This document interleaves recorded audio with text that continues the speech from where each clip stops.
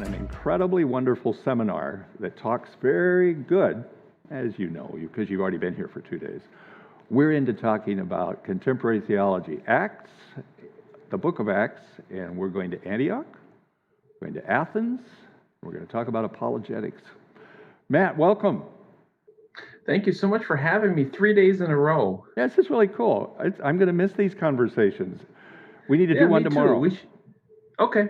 Right we'll after just keep church. going. Yeah, right after your church. You'll be all done back there in Illinois. Yeah, and you'll still be in church, so just step out for a moment and we'll have a chat. There you go. Thank you for what you've done the last couple of days. I want you to introduce the video this morning by taking a minute and going back over the 3 steps that Paul used to really make sure that his message was effective in Athens. Sure, absolutely. So the first thing that Paul did was he met the people where they were. He came to them. He didn't expect them to come to him. The second thing he did in his sermon in Acts 17 was to build a bridge to them, to make it as easy as possible for them to reach him. And the third thing he did was paint a compelling, beautiful, attractive picture of who God was, so that they would, to kind of draw them to cross the bridge and join him metaphorically. And so those are the 3 things. We'll deal with the 4th one today. Okay, before we do, I'm going to take you back to some experiences that I had. I was once vice president of Pacific Union College in Northern California. I have 10 years on that campus, and one of the things that was really special is during my first 3 years there, my office was in the basement of Irwin Hall, the old administrative building. Mm-hmm. And there was a door behind a file cabinet in my office. I felt like I was in a C.S. Lewis movie because I knew this was going to be a wardrobe and there was going to be a lamppost. Yeah. But I found myself in the basement crawl space, which was actually about 8 feet high, beneath the auditorium in Irwin Hall. And there were a whole bunch of file cabinets back there. And in those file cabinets were some fascinating things. Deeds to the school, stuff signed by Ellen White in the early days. And there were also some evangelistic posters, challenge invitations for a series of meetings in Healdsburg, California, offered by a Seventh-day Adventist evangelist leader who you would know, who said, I have rented the hall in the local high school, and I am challenging any pastor, and especially Baptist and Lutheran and Catholic, to come and debate with me which day is the real Sabbath. How does that relate to what Paul was doing in Athens? I've just got to ask.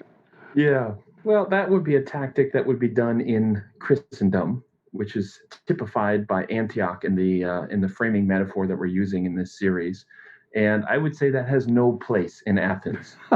But it was very valuable in Antioch. It actually worked. They packed the building. Sure. Right, because the point in Antioch is that everybody's already at X, and you just have to get them from X to Z. They're already Christian. It's just about upgrading them from Windows 8 to Windows 10. That was the goal. That's all you had to do. So let's just go fight about the Sabbath and bring them across. Bring them across. But that doesn't work in Athens. It doesn't work in Athens. Nope. Now, and your basic point of all of this week is we're in Athens. We're in Athens, and we need to accept that. Stop living in denial. If I go to... okay, so the last few weeks, we have had all kinds of interesting protests in Portland, and we have had some amazingly long lines at our food banks, at our churches. Mm-hmm. Many times we're giving out 150 to 250 boxes of food to people coming by in their cars. One of the things that has become incredibly obvious to me on that, riding on the metro, talking to the people at the protests, talking to the people in the food lines, we're in Athens. People don't know about God. Yep. There's no concept of Christian service or understanding the peaceful nature of Jesus. Yeah, and that is true. And I think one of the reasons that spurred me to want to bring up this topic in this seminar is I've noticed the in-house conversation we have in our churches is very much still centered around Christendom. It's very much still around. And then we go outside, and then we're shocked, that people think differently. And then our instinct is to condemn those people because they're not in Antioch, And to stay away from them. Yes, but we got to realize we're in their city. We're the ones in the little bubble in the enclave. You know what I mean? We're the ones refusing to engage with the world around us. It's not just a few people. If you declared yourself an atheist in the 1800s, you were on the fringe of society, right? Today, you're not. We are increasingly the ones who are going to be in the. So we've got to learn to shift that posture from one of where we expect to be culturally dominant to one where we're the underdog or we're the outsider. And we got to embrace that, because I think historically Christianity has always done its best work when it's been the underdog. Okay, we've got the first 3 steps. Today is the 4th step. Let's roll the video, guys.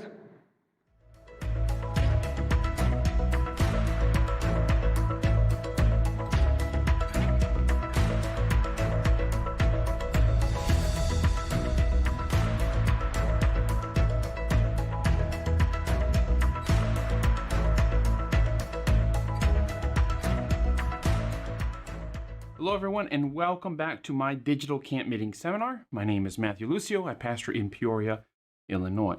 And this seminar is entitled Acts, Athens, and Apologetics. This right here, right now, is the final part, part 3. Now, the focus of our time together is to discover principles of proclaiming the gospel in a post-Christian world. Now, we've been talking about the need to embrace a changing world, just as Paul embraced the way his world changed when he went from Antioch to Athens. And so we need to embrace this cultural shift we've undergone, taking us from Christendom to post-Christendom or post-Christianity.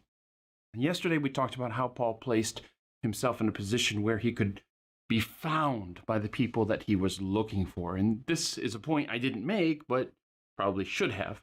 And that is that Paul didn't barge into their meeting in the Areopagus. He was invited. He didn't shove his message down anyone's throat. He was out there in the market for days speaking before he was invited to a meeting, and that shows respect. We'll talk about that a little bit more as we go on in this presentation. When we got to the ingredients of Paul's sermon yesterday, we talked about 3 parts of his sermon. First, he met his audience where they were and disarmed them by complimenting them in a way that they would value. Paul did this simply by appreciating their piety and respect towards the gods. Okay, now number 2. Paul built a bridge to them by entering their world view, and he did this by saying that the unknown God they worshipped was the God he had come to make known to them. And finally, number 3, Paul painted a beautiful and compelling picture of God, something that they would be drawn to. He told them that this God didn't need temples or human beings to feed them. Rather, this God is a giver, not a taker. And he made human beings not to serve him, but to know him. We are his children, so we don't need these idols to give us the approximation, the image of God anymore. Rather, we are created in his image. That's why we don't need idols. Paul doesn't trash their idols. He simply says they're old-fashioned, out of date, insufficient, a thing of the past. Attacking the idols head-on will only make his audience defensive, but suggesting that they are no longer needed, that they're obsolete, well, hey, everybody wants to keep up with the times, right? Nobody wants to be left behind. So he left it up to them to make that decision, right? You feel, oh man, are these idols behind the time? I guess maybe we should move on. Anyways, in this final part of our look at Paul in Athens, we're going to begin by covering that 4th and final principle of Paul's sermon in Athens. Then we're going to do some application of these principles for the world in which we live. And I'm going to call this lecture, this final lecture, Evangelistic Veggie Meat. That doesn't get you hungry. I don't know what will. Hey, it's after lunch. You should have had some already. Anyways, so the 4th step in Paul's sermon is to explain the urgency of this information he's giving them. Paul has broken through the walls. He's built the bridge. He's painted a compelling picture of God, something to tempt them to cross the bridge and join him. And there's only one thing left to do, to explain the urgency, the reason why you need to cross this bridge now, the reason why they should choose to embrace this unknown God who wants to be known. Well, how did Paul do it? How did he explain the urgency? How did he make his appeal? Well, join me in verse 29 of Acts 17 and see for yourself. This is what we find there. Therefore, since we are God's offspring, we should not think that the divine being is like gold or silver or stone, an image made by human design and skill. In the past, God overlooked such ignorance, but now he commands all people everywhere to repent, for he has set a day when he will judge the world with justice by the man he has appointed. He has given proof of this to everyone by raising him from the dead. We've now come full circle. This whole story began with Paul getting upset by all of the idols in the city of Athens, and now he stands before some thought leaders, these custodians of Greek religion, and he's suggesting to them, he's telling them that worshiping idols is now wrong. He's just dropped the hammer out of nowhere. This sermon is so artful. He just tiptoes into it, complimenting his audience and wading into philosophical waters, and then boom, here comes the point. You guys don't need to worship the images of the gods anymore because you yourself have been created in the image of God. Boom, drop that mic, Paul. Boom. Look, if Paul would have ended his sermon there, we might have said he made a good case. He wasn't judgmental. He was gentle, kind, persuasive. And his audience might have politely thanked him for sharing his thoughts and said they'd think about them sometime. Paul has to emphasize, however, the importance of making a decision now, to take what he is saying seriously. So he tells them that now that they know the unknown God, this unknown God expects them to stop worshiping idols. Okay, well, who cares what he thinks, right? Well, you should care because there's a day of judgment coming. Okay, well, how do we really know about that? How do we know what's going to happen on this day of judgment? You should know because this God appointed a man as judge, and to prove it, he has raised this man from the dead. Now, there's a lot to unpack here. Paul's sermon goes from baby steps to really specific and really doctrinal in a hurry, doesn't it? But let's unpack a little bit of what just happened. Okay, the Greeks had many gods, some more powerful than others, and I think Paul was trying to prevent the Greeks from taking this unknown God, Paul's God, and just absorbing him into their pantheon, into their system, where he will be lost as one among many. No, Paul has to somehow make the case that this God isn't just one God among many. He is special. He is unique. And to accept this God is therefore to reject all of the others. And Paul makes this choice as easy as he possibly can. This is your creator. This is the one who provides for you. And this is the one who will judge the world. Do you even need another God? Right? This God does it all. Now, in the past, Paul tells them God has overlooked such ignorance, but now he wants people to repent. Now is the operative, interesting word in this sentence. I think it's interesting that Paul positions Christianity as the progressive new thing. Your gods are all yesterday's news. This true God was speaking through your poets to tell you this, to tell you about this day that has now come. And it's time to get on board with this new thing God is doing in the world. Well, upon what basis is Paul telling the council that idolatry is now wrong? 2 words, present truth. Of course, Paul doesn't use those precise words, but that's the idea here, right? You didn't know the true God, and now you do. And through Jesus, this true God is doing new things in the world. So let's get with the program. Leave your blind traditions behind and join this new movement. You used to be ignorant, but now you know. You once worshiped the unknown God, but now you have an opportunity to worship the known God. We're so used today, I think, to Christianity being told that it's old news, it's regressive, it's backwards, that it's hard for us to conceive that there was ever a time that what Christians were doing in the world was progressive, was forward-thinking, was socially and theologically disruptive, which is what Paul is doing here, right? The early Christians were accused of being atheists, throwing Greek tradition out the window, and just creating this new thing and only worshiping one God. Well, the imminent reality of God's judgment through Jesus meant that accepting this new and true God is a matter of urgency.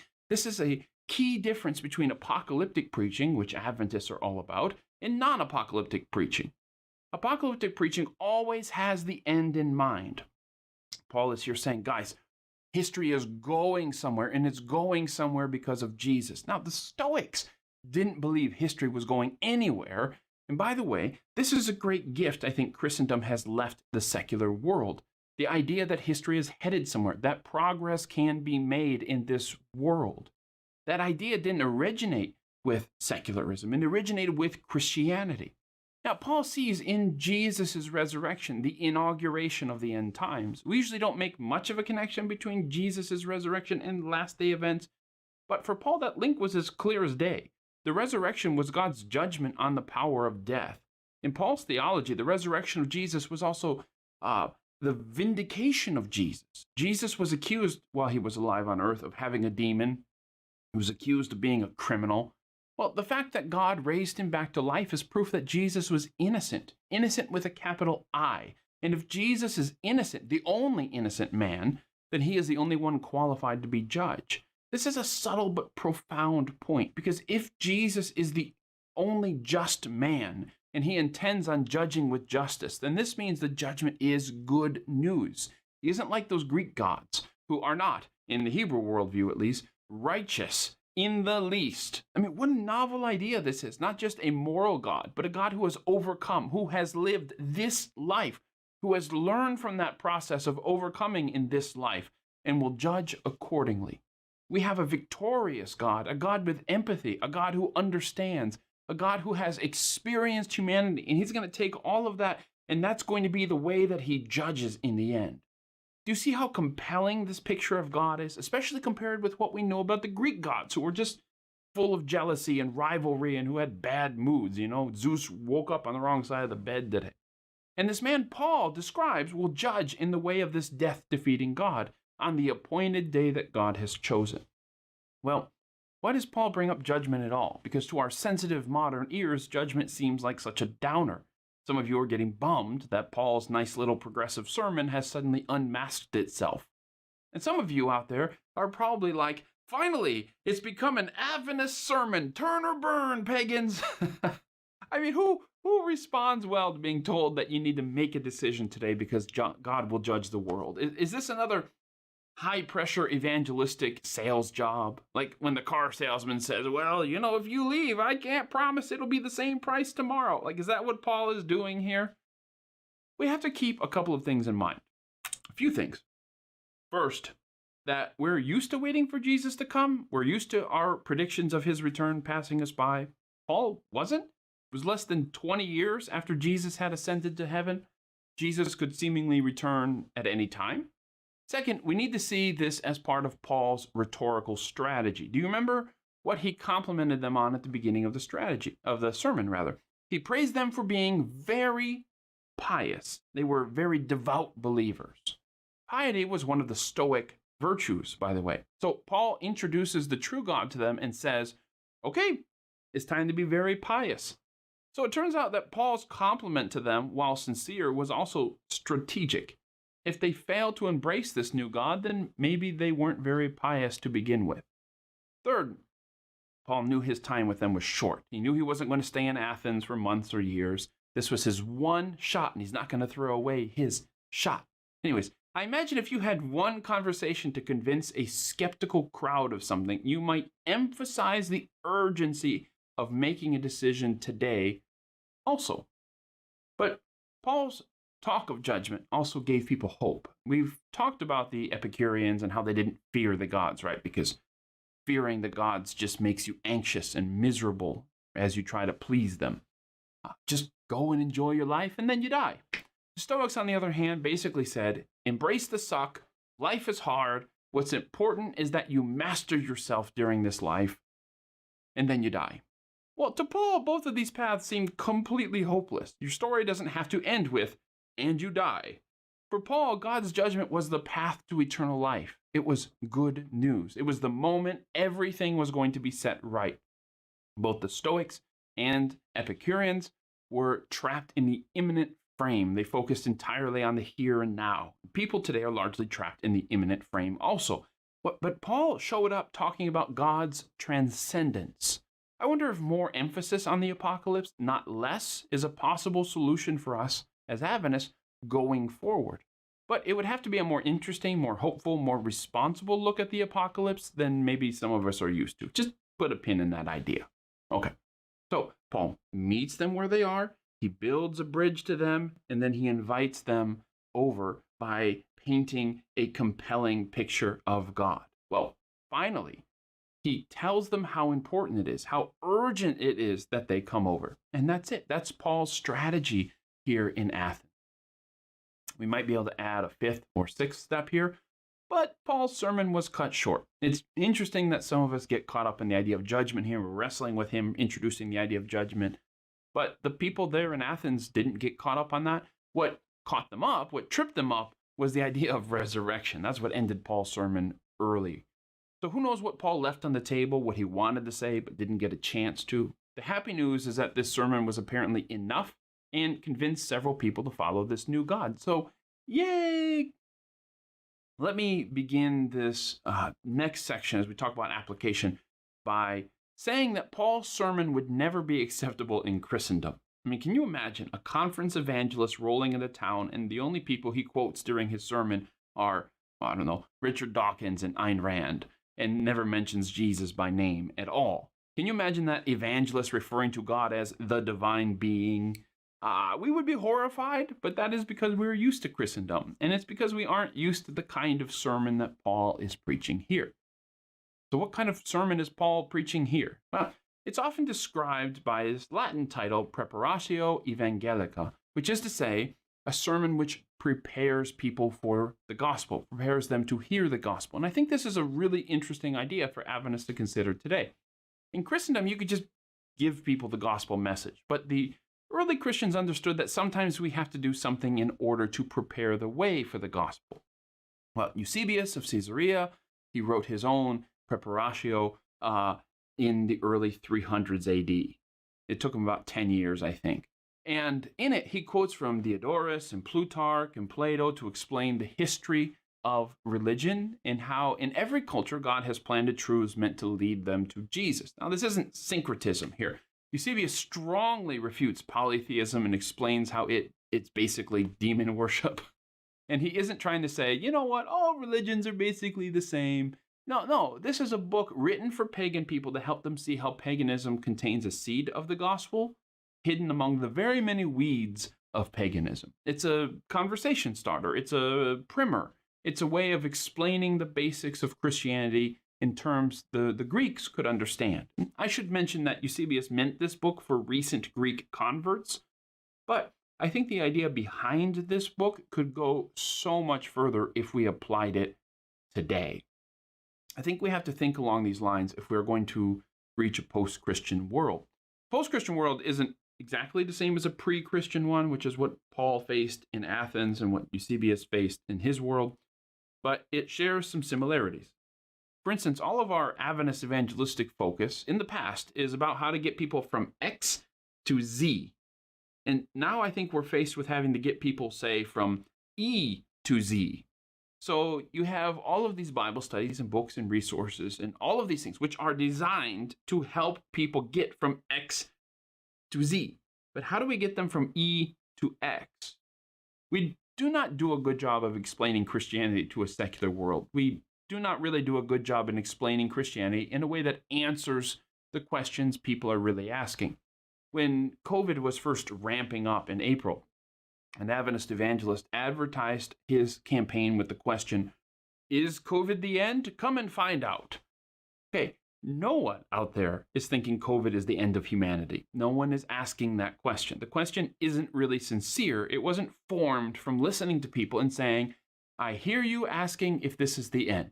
No, the question was fabricated because what we are really interested in is our answer to that question. It allows us to talk about the end times. So the question is a pretext so we can get to our answer. It's not a conversation we are having with the culture, it's a monologue. And I think that attitude is going to have to change. We can't afford to just keep making up the questions that we want to answer. Let me give you an example. My eldest daughter is in this stage where she asks like 1,000,000 questions an hour. And let's imagine she asked me for some ice cream. Then she asked me if she can go fill up the pool outside and swim.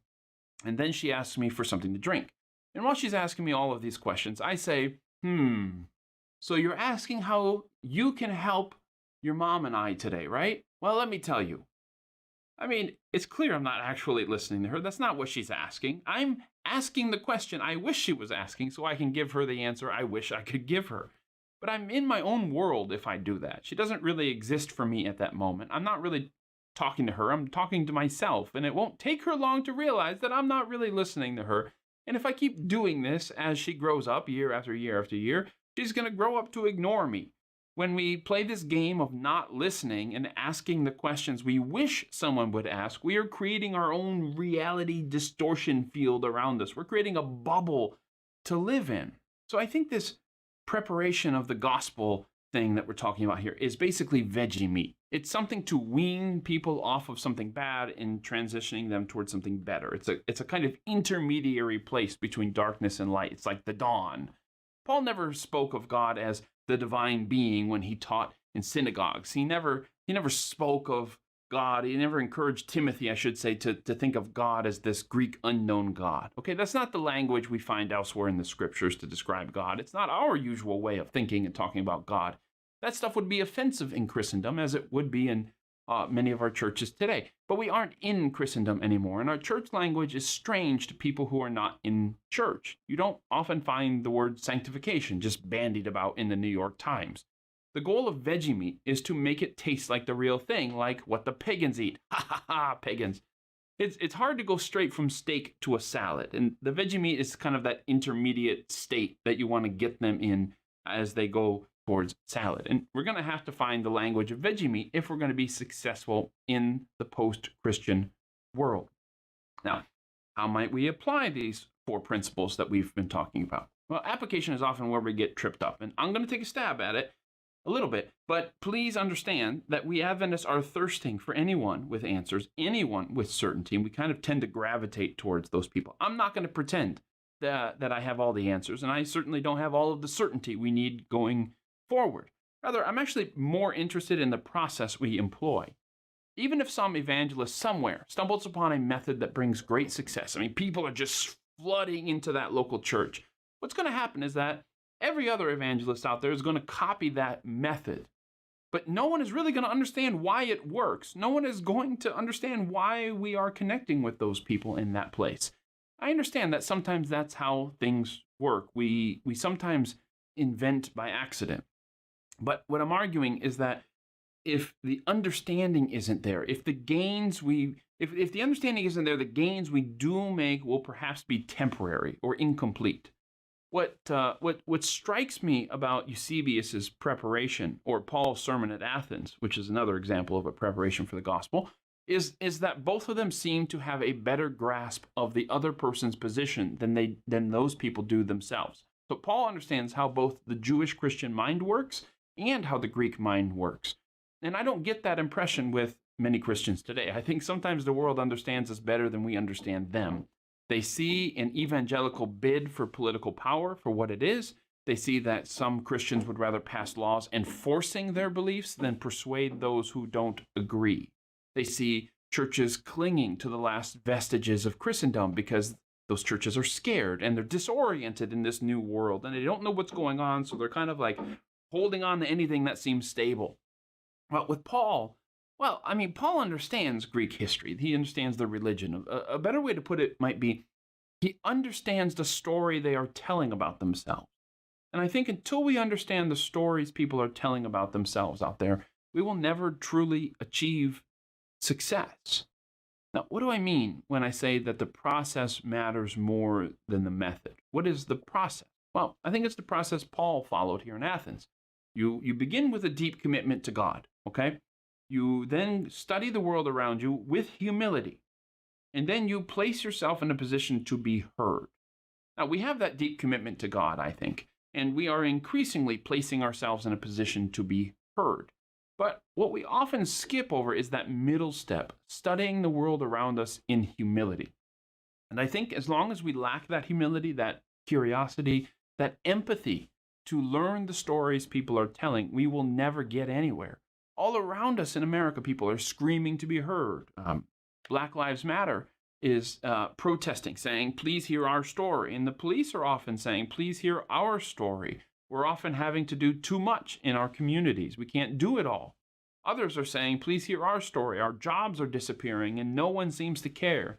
There are so many opportunities out there to listen right now And listening doesn't have to mean that you believe everybody's story, that they're all equally true. It just means you hear it and you respect it. So let us commit ourselves to prayer and to our God and to listening, to asking good questions, to listening more. And I believe that if we do this, we will then be in a position where we are open to receive the wisdom God has for us. Right now, God says, I want you to go and do one of these unknown God veggie meat sermons. Many of our churches might just say no. I mean, that's not how we do evangelism. That's not how we did it 50 years ago. It's not how we did it 100 years ago. It seems wishy-washy. Seems too much like a compromise with culture. We don't have a mindset where we would listen to God and do evangelism like Paul in Athens. Because, frankly, we can't accept that we live in Athens. We're trying to pull the culture back to Antioch where it's safe for us. We also have to be aware of how people hear our language. When we talk about denying self, people today, many of them hear self-repression. When we talk about natural law, they often hear patriarchy. When we talk about Sabbath, they just hear legalists, right? Well, Paul very obviously chose not to use church language when he spoke in Athens. Okay, he didn't use the language of Antioch in Athens. He spoke in the language of Athens when he was in Athens. He uses words they would understand. So let's assume we have the right process in place. How might we practically apply Paul's principles? Woo, that's a tongue twister. Practically apply Paul's principles. Anyways, first I would say this. Ask questions of yourself. If I do evangelism in this place, what am I going to do with the people who show up? What do I want for them? Do I really want to connect with these people and love them, or do I just want to see that my church grow? Don't do evangelism because it's expected. Only do evangelism if you love people and love connecting people to their God. Paul calls this elsewhere the ministry of reconciliation, the ministry of helping people restore their relationship to their Creator. Second, I would begin the evangelistic process by putting an ear to the ground in your city. Talk to the neighbors around your church. What's going on in their lives? What are their needs? What are their questions? What are their fears? How do they see God if they see Him at all? What are their values? What are they looking for in life? And when you get up to speak, it's not about getting through the list of items on your agenda. We have to cover this, and then we have to get to this doctrine and this topic. I mean, our goal in traditional evangelism, again, was to move people from X to Z, from being Christians to being Adventist Christians. And that still has a place in this world, okay? We can't throw that out. But perhaps it will only apply to certain audiences in certain places. In general, I think the challenge for evangelism is how do we explain Adventism on its own terms, not just as a version of Christianity? In the past, we've tended to rely upon Christian apologists to make the case for Christianity to people. And then we came in and said, hey, okay, now we're going to make our case for our specific kind of Christianity. But how can we speak Adventistly? That's a word, should be a word. How can we speak Adventistly to people directly, to explain to a secular person why the apocalypse matters? I've only been just beginning in this direction with something I call Project Atlas, which was a series of videos I organized in May and will probably do again to explain Adventism directly to secular people. You can find them on Facebook if you just search for Project Atlas or go to my church's YouTube channel at Peoria Adventists. We don't ignore the hard questions in these videos that people are asking, like, why does church matter anymore? And aren't you people talking about the end times? Aren't you guys just crazy people? Why should we take that seriously? How do we know that what is written in the Bible is accurate? How do we know it wasn't corrupted over the centuries? Okay, these are really interesting questions, really fruitful questions, and we answer some of them on these videos. This is my attempt at Preparatio Evangelica. We don't make an appeal for baptism at the end. It's just a way of engaging with the culture. If they are curious to learn more, well, we can go deeper and we can find a path towards baptism through that. You see, Eusebius's preparation was really designed to lead to another book that he wrote, his demonstration, which is where he went more deeply into Christian belief. So the preparation, the whole point of that book was to get you to the demonstration, which is his altar call, right? So I think if we're learning from Paul in Athens, we're going to do some preparation kinds of evangelism, getting people from E to X, wrestling with evolution and justice and race and the big issues facing our society from a Christian perspective, and just laying the groundwork so people are in a position that they can hear the gospel.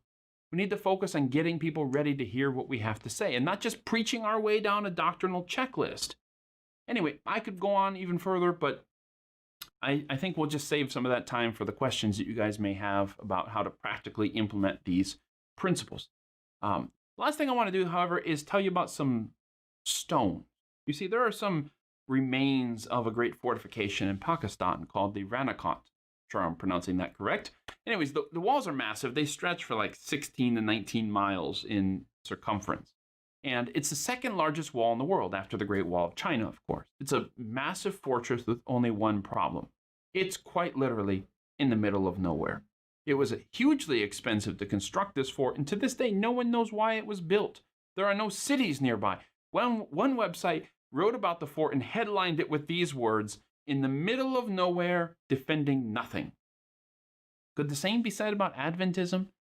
Right now, the institutional resources of Adventism are strategically deployed in the wrong direction. We are stretched really thin. So just go to your conference office, look for a map with a bunch of pins in it about where all the churches and schools and stuff are in your conference.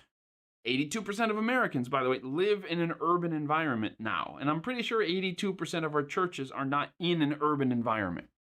We have a great many small churches in the middle of nowhere. That's not their fault. Okay, it's not. I love small churches. I was raised in a small church, and I want to see them thrive. All right, I pastored one time thinking, can't these 5 people who come to this church drive 20 minutes to the nearest church? I once preached an evangelistic series at a tiny church where 2 members showed up. 2 members. Our organizational mentality is that of the occupying army, trying to spread out and cover as much ground as possible. But I think we don't have the resources anymore to cover every corner of this country, and we're going to have to start shifting our forces at some point. And that might mean putting several pastors together in one city to plant churches. I'm not here to get into the weeds of the details or go down that road at all. I'm just want to introduce the idea to you that we need to start adopting an outsider mentality, an invasion mentality. Look at the map, pool your resources, gather your forces, and figure out the best place to attack. I know this is a tough time. I know it's tempting to retreat into the past, to preach the virtues of Christendom in those halcyon days. In the 1970s, the church I pastor now had over 300 people in the pews. Today we have about 100, and it's painful to attend a church for 50 years and watch family after family stop coming to church, to see once fruitful evangelistic series bring in fewer and fewer people, to see your kids not show the interest that you showed in church. But friends, we are an apocalyptically minded people. We believe the best is yet to come. So why can't our best days be ahead of us? Why can't we look at this situation as an opportunity, not a curse? In Christendom, you could keep things going by greasing the wheels of the machine. Do an evangelistic series this way, you pastor this way, don't go to movies. I think that about covers it, right? It was stable. It was conventional. But now we have an opportunity for creativity, to rethink things, to not just maintain our traditions, to not just be a cog in the machine. In other words, times of uncertainty are the best opportunities to exercise real faith, real dependence upon God, to pray deep, heartfelt prayers, to love in messy, unpredictable ways. Welcome to Athens, my friend. Let's get to work. Father God, I don't want to look at living in Athens as a curse, but as an opportunity that you have given us. You have moved us to this new world, and there are people out there who need to hear the gospel, who need to hear some good news, just anything, some good news. But best of all, Lord, the gospel is true, and it will change their lives, just as it changed the lives of the few people that Paul managed to reach in Athens. We can only wonder, Lord, what would have happened if Paul would have had more time in Athens? What fruit would have been born there? Well, Lord, we have an opportunity to find out, because we're in Athens, and we're in Athens to stay. And we believe that you've called us to this moment. You've gifted us. You've given us this moment. And Lord, we don't want to spend this moment wishing we were somewhere else. We don't want to spend this moment complaining that this world isn't as good as the world that we left. Lord, help us to mentally, to spiritually be present here, to be a part of what's going on, not just at the fringes. Lord, help us to to adopt that underdog mentality, that outsider mentality, that invader mentality, looking for openings like Paul was looking for openings as he was walking and looking at those idols, or looking for something that he could use, some way in to be able to speak to people, to speak to the culture. Lord, help us to be good listeners. And help us to have courage and hope, because you're not done with us yet. We have great days ahead of us, Lord, so long as you are with us. And we beg you to be with us, Lord. Future is not going to be one we know because some talented preachers have some good ideas. It's going to be one because your Spirit is with us. So help us to be open to receiving your Spirit. Help us to be open to whatever suggestions the Spirit will give us, to not limit him by the narrow scope of our past, but to say, okay, we're in a new land with a new people. Lead us however you want to lead us, Father. Lead us however you want to lead us. We are ready to march. We are ready to go. We give this all to you. And Lord, with the faith of Caleb, we look at this modern Athens we find ourselves in, and we say, give us this city for you. Give us this city for you. We pray in the name of Jesus. Amen. Thank you guys so much for joining me for this seminar. I hope that it was a blessing to you. I hope that it got the old rust worn off those cogs, and we start thinking, we start having conversations in local churches about things that matter, about what we're going to do in our neighborhoods and in our communities. I know you guys have great conference leadership there, and I'm sure they are going to support you in every way that they possibly can. Start asking those questions. Don't be afraid. Trust in God. And read your Bible. Read the story of Athens over and over and over again, and let those principles that Paul is teaching here, that he's employing here, just kind of seep into your soul. All right. I think we got some time for questions. That's coming up next, and I can't wait to get to them in just a few moments. I hope you have some ready to ask. Here we go.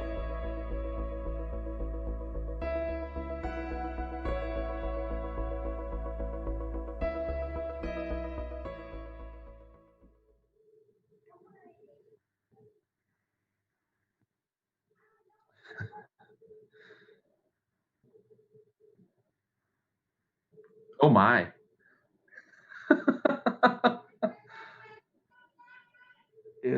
Okay, there, thank you. Okay, Matt, you really challenged me today, and thank you. And as I said, there are my notes, and it's far more than we could ever get through just with the questions I have, and I know that there are questions that others have. If you'd like to be part of this conversation, please just put us a chat, just a quick little note on your computer or your phone or whatever you have. Send us a text, a chat, and say, Matt, you got to answer this. So here's the first one that I know. I want to come back to what you've been saying about preparation and the process. Yeah. You're more committed to the process than any other thing. And my notes say that means I must come with commitment to what I believe, to the God of my life. That's square one. I can't walk into the world lackadaisically, sort of believing. I've got to come really on tune with Christ. Am I understanding you right? Absolutely correct. Absolutely correct. I mean, and that's something we take for granted with Paul, because it's not explicitly laid out in the story, but we know Paul's story. Yeah. That's clearly his background. He's angry about the idols, not just because these guys are doing it wrong. He's angry about it because he loves his God so much that when he sees this stuff, it breaks his heart. I have here that I must love people unreservedly, but I also love connecting them to the one who created them. And that's a combined commitment whenever I get involved in evangelism. Yep. And that's why we got to transform evangelism from like a thing we do to a people we love.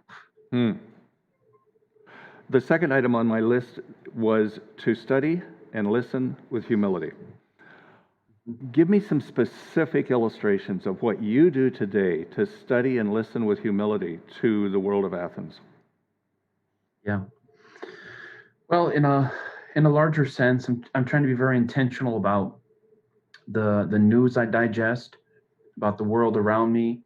I've been very fortunate to have a couple of Facebook friends who are very, very good at looking for the thing behind the thing behind the thing, and trying to understand, like, why are people wired this way? Why do they act this way? What are they really looking for in life? But also on a more local level, I would say take as many interesting people in your community, a diverse group of people, out for coffee as you possibly can. Like, if you look at somebody and you say, I wouldn't normally hang out with that person, that's the person you should take to get coffee. To go spend some time. Yeah, and just pick their brain. You're not there to preach, right? Just pick their brain, ask them questions. And I guess a prerequisite to that is you actually have to be curious about the world around you. And it's not, look, Avatar was a whatever kind of movie, but the one quote that always sticks out to me was, it's hard to fill a cup that's already full. Yeah. Yeah. And if I go assuming I've already got it all, and I'm going to come talk to you, that means I'm there with an agenda, because I've not left room for you to be part of me. That's right. And I think sometimes we have a very mechanistic view. Like, I'm not in this conversation to develop a strategy of how to convert you. I'm not like, oh, I can use that, let me write that down. Because then it's not about the person. It's like you're scouting the enemy or something. You're trying to find their weaknesses. Like, you got to be invested in the person. And so let me just take you a walk around my neighborhood. Halfway around my neighborhood is the man who is the service manager for the local Jaguar dealership. Okay. What am I going to do with him?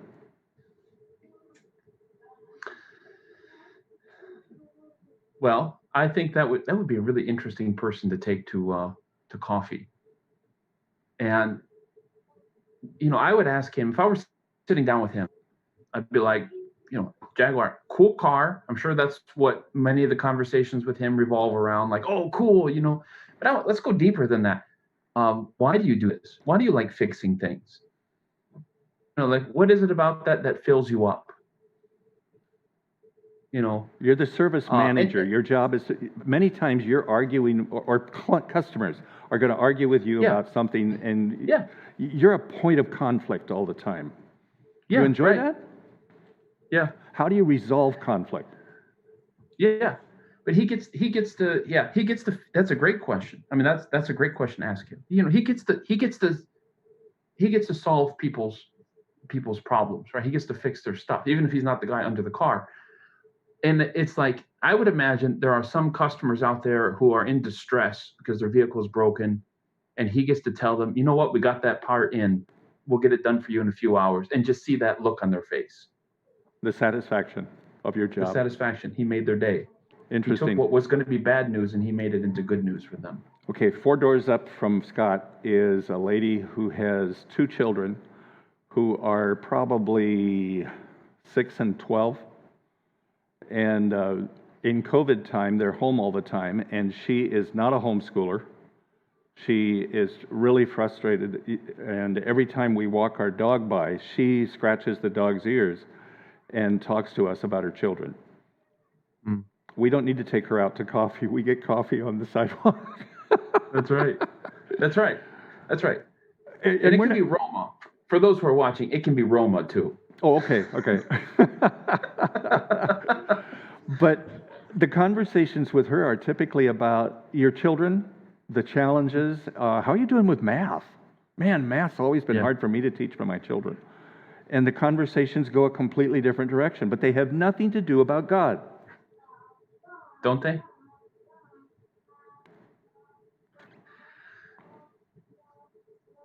I think that when you love people, and that love comes through in the questions you ask for them, because the questions you ask them ultimately are because you're interested in them, you're concerned for them, you're rooting for them. I mean, I don't know. I feel like Jesus was somebody who was so completely interested in the person he was talking to. Like, the way I imagine it, when he's talking to the woman at the well, she feels like she's the only person in the world who matters in that moment. You know what I mean? It's not just kind of like where Jesus is sitting at the well, like, yeah, okay. You know what I mean? Like, he's laser focused on her because she matters to him. I think even if you're talking about baseball, I feel like when you treat people that way, there's some of the presence of God there in that moment. And so the study and listen, the third word there is humility. Well, we've been talking about listening. Let me bounce back to study. What should I be reading? You said you're on Facebook and some other places where you're trying to be an understanding of what's going on in the world around us, but Yeah. how can I listen broadly so that my conversations are intelligent? Yeah. Yeah, I understand. And it's going to depend slightly on the person, depending on what your taste is. I mean, there's novels, and then there's kind of the philosophical novels, like we quoted Julian Barnes, who began his novel, I Don't Believe God Exists, But I Miss Him. Okay, that's not like Twilight. Okay, that's a novel that is designed to give you an insight into what's going on in society. That's like a meta novel. Like it's and so I think if you find those kinds of books, if you're into the novels and into that approach, oftentimes those novels will give you insights you just otherwise won't get into people, right? It's not just and I'm not trying to diss the other books out there that you can read just for fun, but that's a novel that's meant to give you insight. He's wrestling with some really big themes there. When I read C.S. Lewis or J.R.R. Tolkien and think about the people to whom they were writing, the mentality was very Antioch in those days. Is that right? Yeah. Antioch was beginning to fade. Even G.K. Chesterton, the early 20th century, Antioch was beginning to fade. Yeah. And so here's C.S. Lewis, and he's writing about Jesus, and he's writing about the sacrificial system, and he's writing about the resurrection and everything. But he's doing it in Narnia. And he's using a lion and talking mice and all kinds of crazy stuff. Is that someone who has listened, who has studied and listened, and in humility is approaching their friends, neighbors, family in an attempt to communicate God in a way that they will love? Yeah. I mean, you look at the impact of that series of books on the world. It's extraordinary. I mean, there's so many people who, for Christians, this is hard to understand. There's so many secular people, agnostics and atheists, who read those books growing up and only later realized, oh wait, those were Christian books? I didn't know that. And of course for Christians, it's like, how do you miss that? But you come what is he doing? He's planting seeds. Yes. Yeah. He's planting seeds. This is preparation for the gospel, right? So later on in life, when they grow up, somebody can point to that and say, you've read this book. Don't you know what that's really about? The third word that you used there was humility. If I'm going to, the process requires that I have come with commitment. That means I already know what I'm really believing in. How can I evangelize, though, if I've already got all the answers? Well, because I think in a way, you have the answers, but you don't have the answers to the questions that people are specifically asking. And I think here's what I mean by this. We know Jesus is the answer, okay, in a very big, broad sense. But we don't know how to connect a questioner to that answer in a way that will satisfy the questioner. What we're often doing is, if you have a questioner over here and the answer over here, we're often asking questions that nobody else is asking, right? We brought that up in today's message. So we're like starting over here and then we're drawing a straight line. Oftentimes, like you mentioned, Narnia is not a straight line answer to Jesus. Like it's got to be kind of the path is it's a little bit winding. You got to go through the metaphor and the imagery of that world. And I think we got to figure out how to formulate the answer. I guess maybe that's a good way of putting it. We have the answer. We got to figure out how to formulate the answer in an intelligible way. Okay. And part of that is, again, the study, the listen with humility, which means I am really going to listen to you to learn. I'm not coming to you with, as you talked about, I loved what you did, that most of the time we're doing a monologue because all we're trying to do is get you to ask a question that we can answer our way. That, by the way, I came here to tell you about Jesus, and you finally asked the question. Right. So you're going to be okay now. Right. I've been thinking about that a lot. And what that does, I'm still walking around my neighborhood, and I come to the couple who have a 3-year-old golden retriever who is having trouble adjusting to other dogs in the neighborhood. And so we talk about the golden retriever. And before we're through, what we're really talking about is the fact that grandma lives at home and she's got major dementia. And they also have a young daughter who is mentally challenged. And the dog is just part of their life. It's just one of their problems. And we end up talking about all of those. And we're not talking. All we're doing is standing there while the dog is saying, "Can we go now?" Right. And we're just standing and listening to new friends. Yeah. We haven't solved anything. Yeah. Is that okay? Yeah. That's absolutely fantastic. I wish we lived in a world where a company says, "Man, we need to hire more Christians because Christians are known for their integrity and their honest dealing, and they're going to be loyal to this company." And I wish, neighborhoods would say, "Man, we want some Christians to move in here because they're not going to steal our stuff. They're not going to gossip behind it." You know what I mean? Like, it can't. What we do as a church cannot just be these events we have in these facilities. I want them to look out the window and say, "Look, there's Dick walking. Man, I'm so glad he's walking through our neighborhood." And they're happy to see you coming. Yeah. And it's not like, "Oh no, there's that evangelist. Here comes the sales job." No, he's a real person. One of our, to go around the neighborhood a little bit farther, we have one couple that comes from a distant country where their God is very different from a Christian God, and they are very committed to their God, and they don't want to have anything to do with us because we are Christians, and therefore we are a threat to everything in their world. Yeah. But the other day he had more grass cuttings than would fit into his green barrel, and so he came over and very tentatively said, "Hello, may I put some grass in your barrel?" And now we've got friends. Yeah. Grass just friends. like that. Grass friends. Where it's totally safe. And Yeah. That's one of the things I heard from you is that I've got to be a safe conversationalist with my neighbors. Mm-hmm. Yep. That does require great humility on our part. Great humility. Because we just want to fix it, "Oh, you're smoking, let me take that cigarette away from you. You're drinking, let me take the bottle away from you. I'm going to fix you. Just come to me. We'll fix you." And we'll get you cared for. And here's one. I've got somebody who is an agnostic. And I guess the best way is I just don't want to believe about God.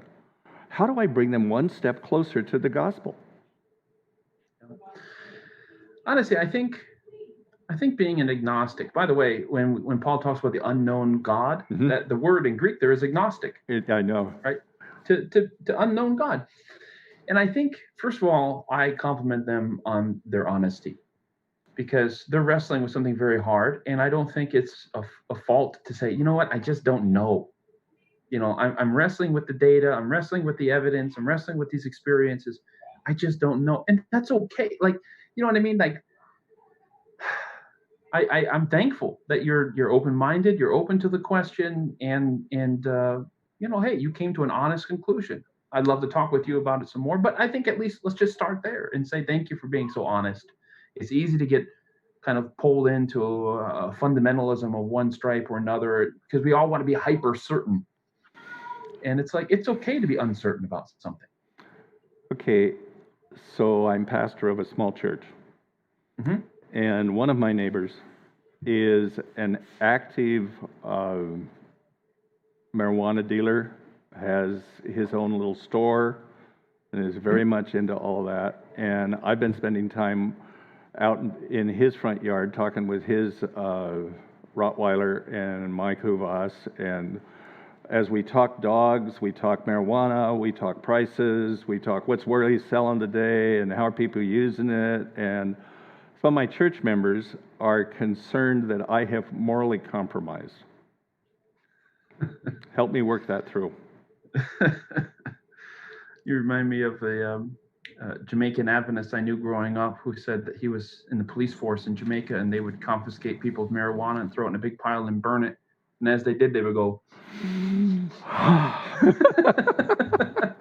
Does that make him a bad Adventist? I don't know. I've been in Portland several times where I didn't have to go. I didn't have to buy anything. I just had to stand by the bunch. It's pretty bad. I think, I know there's concern in churches about losing where we've drawn the boundaries in Christendom. But keep in mind, way back when the boundaries were you can't go too deep into the water on Sabbath. I mean, obviously, the concern many members are going to have are we can't just abandon all of our positions, blah blah blah. And depending on what they mean by that, that's certainly true. But I think we're going to have to learn to be a little bit more flexible coming into Athens. You're going to have more and more weddings that are going to be between Adventists and non-Adventists. They may be Christians. They may be great Christians. They may have so much in common and live a very happy life. But that's not a match the church manual smiles upon. No. You're going to have situations where as marijuana becomes more and more frequent, where people are going to be partaking of that. They may come in the church reeking. You're going to have these kind of messy situations that are very black and white views in Christendom would not want us to have anything to do with. But now those situations are going to be forced upon us in Athens, and we're going to have to figure this out. And one of the questions that's come on our chat right now is, what are some of the things that the local church needs to let go of to adapt to culture? And then, of course, the other side of that question is, and what are some of the things that we must never let go of? Yeah. And it's interesting that those answers change by culture, what part of the country you're in, what country you're in, what continent you're on. Is it okay if those shift a little bit? Sure. It's necessary that they shift a little bit. I know that that's an important question. I'm always hesitant to answer it because I feel like it puts the spotlight on practices. And as I said in the video, I'm more concerned about process. So if I say, well, we should get rid of the A, B, and C, and we should keep X, Y, and Z, people are going to say, okay, well, let's drop A, B, C, let's keep X, Y, Z, and we're good now, right? And it's like, yeah, but we haven't learned. I've got D and F, and now what are we going to do with them? Yeah, right. Right. So, I mean, I obviously there are some non-negotiable things that the local church should not let go of. As we talked about in the beginning of our conversation, our commitment to Jesus and wanting to see his name glorified in this world is a non-negotiable thing. That's a non-negotiable. Church. Yeah, that's going to be a crucial non-negotiable. We're not going to mess with that. Yep. One of my good friends is a Hare Krishna, and he's public relations director for Krishna Consciousness International. And when we talk about Jesus and we talk about his religion, and we discover that time and again, some of the behaviors are very similar. And he uses one name and I use another, but the more we have talked, the more we find things that are in common and worth really agreeing and cheering about. Sure. Yeah, there's definitely going to have to be a rise in religious literacy for Christians. I mean, as Christianity dominated the culture, we didn't have to know anything about anybody else. Yeah. Now we do. We specialize in denominational knowledge, but now I think we're going to have to be more and more aware of it. Stephen Prothero wrote a great book, and I want to say around 2006, called Religious Literacy, and he goes through. He teaches at Boston in Boston, and his basic thing is we need to understand world religions. He's not writing as a Christian. He's just writing as a social scientist. We need, because on 9/11, a Sikh man was killed in, I want to say Arizona, because people thought he was Muslim. Right. It's dangerous. This ignorance is dangerous, and it's a more cosmopolitan country. One of the things that you said at the beginning today, you were talking about Paul's illustration of Jesus is a judge who can be trusted. Because he has lived, gone through what we have gone through, experienced it, and gotten victory over it. You can trust this man. That's an interesting vantage point in a world where judges are, by basic assumption, I can buy the judge. If I get the judge who believes the way I believe, then he's going to judge the way I believe. Right. That's not true. Jesus doesn't allow that. Yeah. I think Paul's interest is maybe in the suggestion of who would you rather trust to judge? Somebody like Zeus, who's so far up the mountain. Yeah. Or would you rather have? Yeah, he was so far up the mountain, he didn't know anything about what you're doing. Exactly. He can't relate at all. Or would you rather have somebody who walked in your shoes? I mean, that's great news. Oh man, I want to judge like that. A Christian, most of what we hold on to is simply a reaction to things of which we are afraid. I heard you say that. Am I quoting you fairly correctly? Yeah, I would agree with that statement. Maybe not most, much of what we hold on to is a response to something we're afraid of. Yeah. Give me a couple illustrations. Because I found that I put a big star by that on my paper. Yeah. I mean, you look at some of the kind of the household codes we have in church. Somebody may say kids can't run in the sanctuary. Why? Because we're afraid that we may offend the majesty of God. Why can't people go swimming? Yeah, I thought it had something to do with scissors. Never run with scissors. That's right. You can only go in so far. My mother was very much into that. We lived in Puerto Rico when I was a kid, and Mom would let us go to the beach, and we could collect seashells that were on the shore but not in the water. Right. And then it was, okay, you can take your shoes off. And then it was, okay, you can take your socks off. And then it was, you can wear shorts, but not deeper than your knees, okay? Right. Right. That was a very fluid set of rules. Yeah, right. But I mean, in Palestine, you had the Sabbath boundary stones, around the city. You can only walk so far in Sabbath. Why? Because we're afraid of breaking Sabbath. So we've got to legislate out of fear. The real concern, obviously, we want to be concerned not to break Sabbath, not to, hurt our neighbor, these kind of things. But I think, I don't really think we do our best work when we're working out of fear with God. I want to take you back to that wall in Pakistan. Really intriguing. Yeah. The wall that is busy guarding nothing. Yeah. There must have been something there at one point. One wonders. There's no cities. There's no strategic geographical spot nearby that needed to be protected, like a pass, a Kesserine Pass or a Thermopylae. There's. But it's interesting as I look back to early Adventism and early Christianity. I come from a Mennonite background where we knew exactly in Mennonite theology, we knew it was a behavior-centered theology. My early Adventism was a behavior-centered theology, where we knew where those boundaries were. But the older I get, the more gray I get between the boundaries of the black and the white and the yes and the no. And I remember being afraid of the sound of drums in church.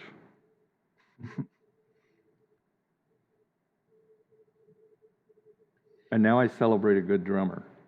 Does that mean I have really sold the farm? No. I think we got to be careful about judging people's journeys. I mean, some people need to chill out, and some people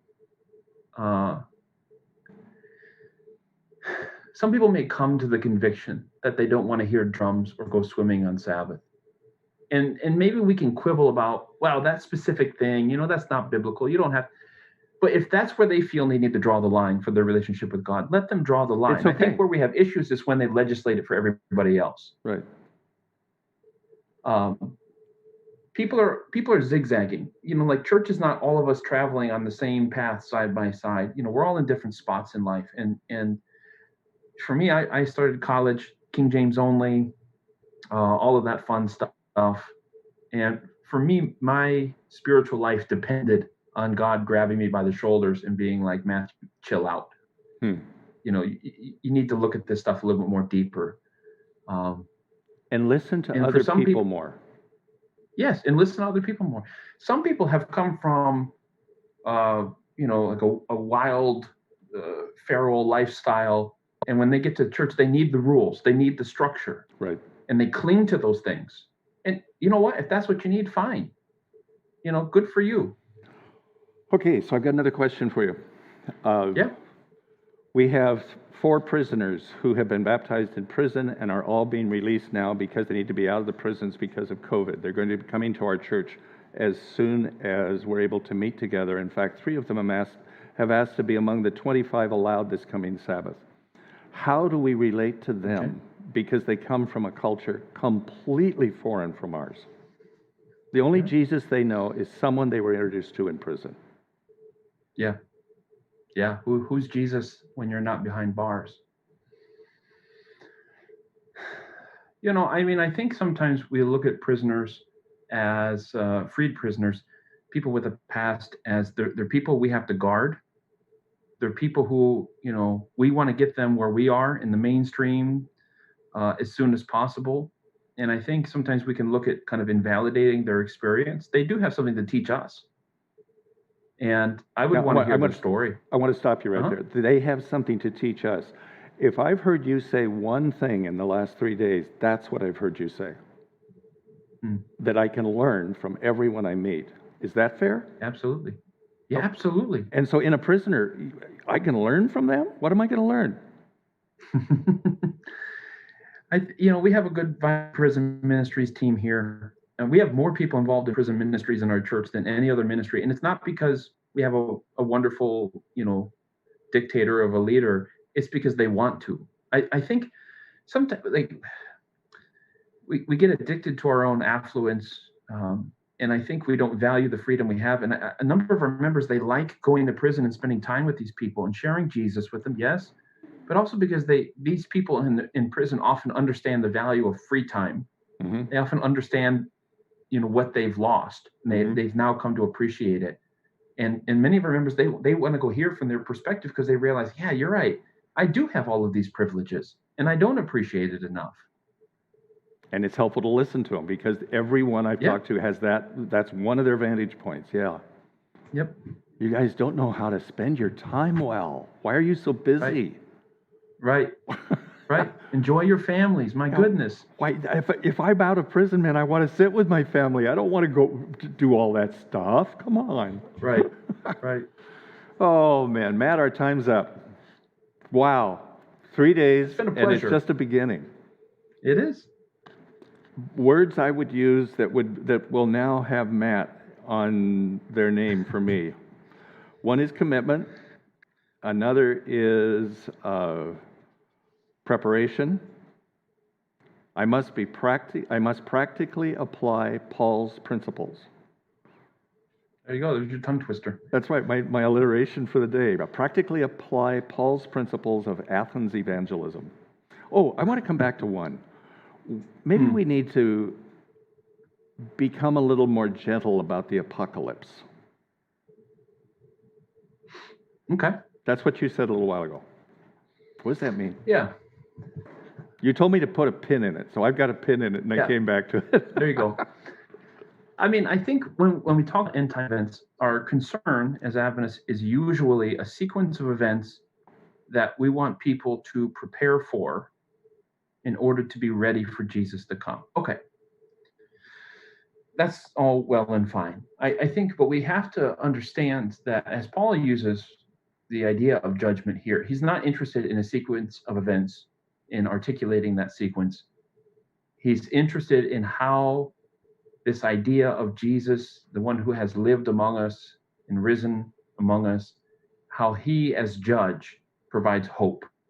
And I think we cannot miss the big picture here. There are plenty of secular apocalypses out there. People are talking about the end quite a lot. Elon Musk built an entire company around the idea of making humanity an interplanetary species to survive an extinction level event. Yeah, that's true.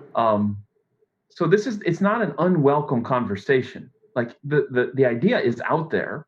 Now, obviously, secular apocalypses differ from Christian apocalypse, but I think sometimes we're so wrapped up in the precise order in making these complicated charts and so on that we are in danger of losing sight of the practical ways talking about the apocalypse is meant to enrich people's lives. And that takes me back to your comment about the judge who can be trusted. Yes. The judge who knows the shape and size and feel of your shoes. Yep. So when you say, I sinned because, I felt this temptation, and the judge can say, I know how that feels. I know how that temptation feels. Yeah. Right? And I'm here to help you through it. Matt, thank you. Matthew, Lucio, and you know what we've been talking about. It's part of what you live every single day as a Christian. God bless you. Matt, can I go to Peoria SDA, or where do I go to find your sermons? Oh, well, we've got Peoria Adventists is our digital church that we have on YouTube and on Facebook, and you'll find plenty of good stuff there. All right. Thanks, man. God bless, and take good Thank care you. of those kids. Will do. Bye-bye.